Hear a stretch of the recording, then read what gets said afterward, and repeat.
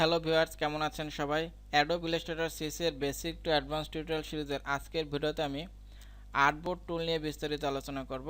তো আমার নাম দেবমধু আর আপনারা দেখছেন ডিএমটেকনিক। তো চলুন শুরু করা যাক।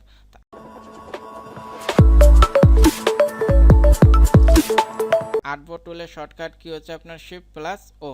তো আর্টবোর্ড টুল এটা কিন্তু খুবই গুরুত্বপূর্ণ টুল। এর কাজ হচ্ছে আপনি যদি একটা নতুন পেজ ক্রিয়েট করেন, এরপর আরও পেজ নেবার জন্য, মডিফাই করার জন্য এটা ইউজ করা হয়। তো যখনই আমি এটার উপর ক্লিক করলাম, দেখেন এখানে কি হলো, কিন্তু সিলেকশন হয়ে গেছে। একটা পেজের চারোধারে কিন্তু সিলেকশন হয়ে গেছে। এখন এখান থেকে যদি আমি এবার ড্র্যাগ করি, তাহলে দেখেন পেজটা কিন্তু ছোট হয়ে যাচ্ছে।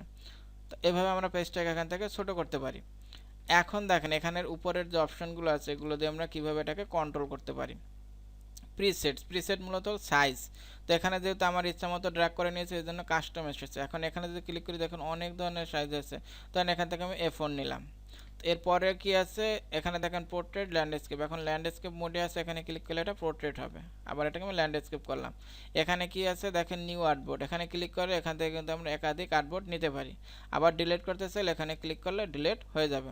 এখানে আছে আপনি কি নাম দিতে পারেন আর্টবোর্ডের। আমি এখান থেকে একটা নাম দিলাম, ধরেন দিবা। এখানে কিন্তু একটা কি আছে দেখেন, এটা কিন্তু খুব কাজের একটা option, move or copy artwork with artboard.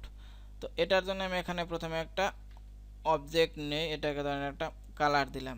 এখন আমি এখানে আর্টবোর্ড তুলে, এখন আমি যদি এটা ড্র্যাগ করি, দেখেন কি হচ্ছে, এটা কিন্তু আপনার আর্টবোর্ডটা কিন্তু সাথে সাথে যাচ্ছে। এখানে ক্লিক করি, এখন দেখেন এখানে কিন্তু এটা যাচ্ছে না। অর্থাৎ এটা আপনি এখানে যখন এটাকে আমি অ্যাক্টিভ করব, তখন কিন্তু এটা সাথে সাথে মুভ হবে। ক্লোজ করে দিলে এটা কিন্তু সাথে সাথে যাবে না।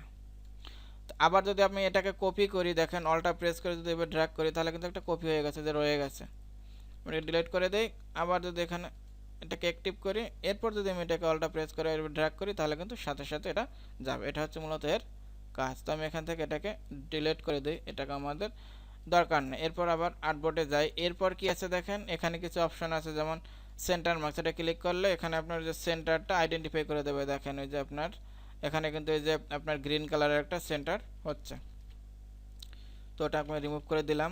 এরপর আবার যাই এখান থেকে। এরপর এটা দিলে কী হবে, দেখেন চারোধারে কিন্তু মিডল পয়েন্টটা শো করতেছে। এটা দিলে কী হবে, এখানে দেখেন এই যে অনেকগুলো বর্ডার আছে, শেপ জোন। এভাবে আপনারা কিন্তু এটা দ্বারা কাজ করতে পারি। তো আমি এটাকে উঠিয়ে দেই, এটাকে উঠিয়ে দেই। এখন আমি এখানে যদি ক্লিক করি, তাহলে কি হবে দেখেন, আর্টবোর্ড অপশন আসছে। তো সেটা কিন্তু যদি এখানে ডাবল ক্লিক করি, তাহলে এখানেও কিন্তু আসবে সেম। তো আমি এখানে দেখাই অপশনে কি কি আছে। প্রথমে হলো যে নাম দিতে পারবো। এরপর কি প্রিসেট, এখান থেকে আমরা সাইজ সিলেক্ট করতে পারবো। এরপর আছে উইথ হাইট, আপনার উচ্চতা, প্রস্থ। এরপর আছে এক্স ওয়াই অক্ষ, এই যে আর্টবোর্ডটা এদিকে নেওয়া এদিকে নেওয়া, এটা কিন্তু এক্স ওয়াইয়ের কাজ। তো এখানে যে আছে উপরে এক্স ওয়াই, এটা আমি উপর থেকে বুঝিয়ে দেবো, ওরিয়েন্টেশনটা দেখিয়েছি। এরপর কি আছে দেখেন, শো সেন্টার মার্কস। এখানে যে অপশনগুলো আছে সেগুলোই দেওয়া আছে। এখানে একটা অপশন আছে দেখেন, ফেড রিজিয়ন আউটসাইড আর্টবোর্ড। যদি এটা আমি উঠিয়ে দেয়, তাহলে কিন্তু দেখেন এই যে সাইডে সব জায়গায় সাদা থাকবে, বোঝা যাবে না। কিন্তু আমি এখান থেকে এটা দিয়ে দিলে এটা কিন্তু কালো আসবে, তখন কিন্তু এটা বোঝা যাবে।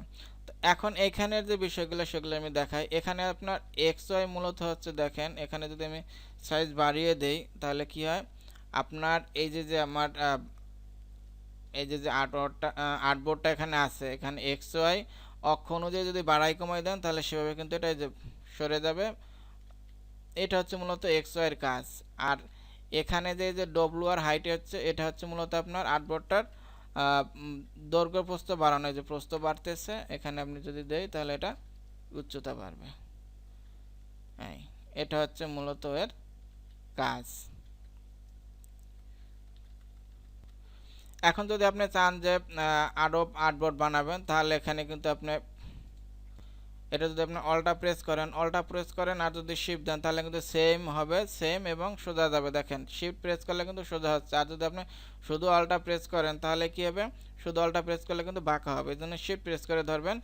আবার এখান থেকে যে গিয়ে আমরা একাধিক এইভাবে যদি সোজা রাখি, তাহলে সোজা হবে। আর একটা বিষয় আছে দেখেন, ধরেন আপনি একটা অবজেক্ট ক্রিয়েট করলেন এইটুকু। এখন আপনি চাচ্ছেন যে এই আর্টবোর্ডটা অবজেক্টের মতো সেম থাকবে, তাহলে কি এখানে আপনি আর্টবোর্ডে যাবেন, এখানে ডাবল ক্লিক করবেন, সরি এই যে আপনার আর্টবোর্ডটা আছে না, যে অবজেক্টটা নিয়েছেন এর বাইরে না, অবজেক্টের উপর ডাবল ক্লিক করবেন, তাহলে কিন্তু সেটা একেবারে সেম কেটে আপনার অবজেক্টের মতো আর্টবোর্ডটা হয়ে যাবে। তো এভাবে আপনি যত খুশি আর্টবোর্ড ক্রিয়েট করতে পারবেন, মডিফাই করতে পারবেন। তো আমি এখানে সবগুলো অপশন নিয়ে বিস্তারিত আলোচনা করেছি। তো এই ছিল আমার ভিডিওটা যদি আপনাদের বুঝতে কোনো সমস্যা হয় তাহলে অবশ্যই কমেন্ট করবেন, আমি রিপ্লাই দেবো। ভালো থাকবেন সবাই, নিজের খেয়াল রাখবেন। Thank you, bye, take care.